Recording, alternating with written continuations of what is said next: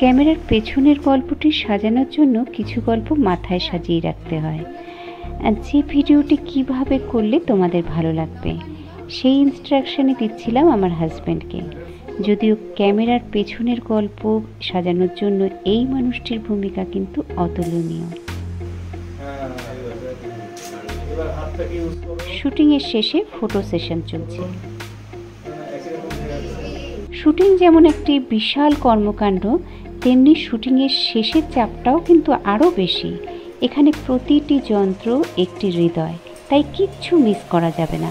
Shooting চলাকালীন যে অগোছালো করেছি আমরা গোটা বাড়িটা, তার যেন কোনো চিহ্ন না থাকে সেই দিকে সচেতন ছিলাম।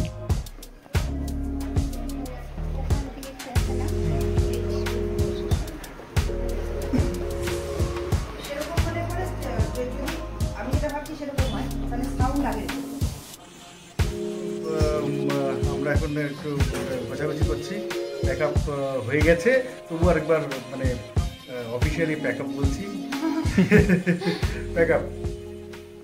এই বাড়িটি ছিল আমার ছেলেবেলার বান্ধবীর শ্বশুর বাড়ি। জলপাইগুড়ি শহরের নাটকের পীঠস্থানও বলা চলে। শুটিংয়ের জন্য বাড়িটির ভাড়া কত বলতেই বান্ধবী বলল, আসার সময় আমার ঠাকুরকে প্রদীপ ও ধূপ দিয়ে আসিস, কারণ বাড়িটিতে এখন আর সেভাবে কেউ থাকেন না।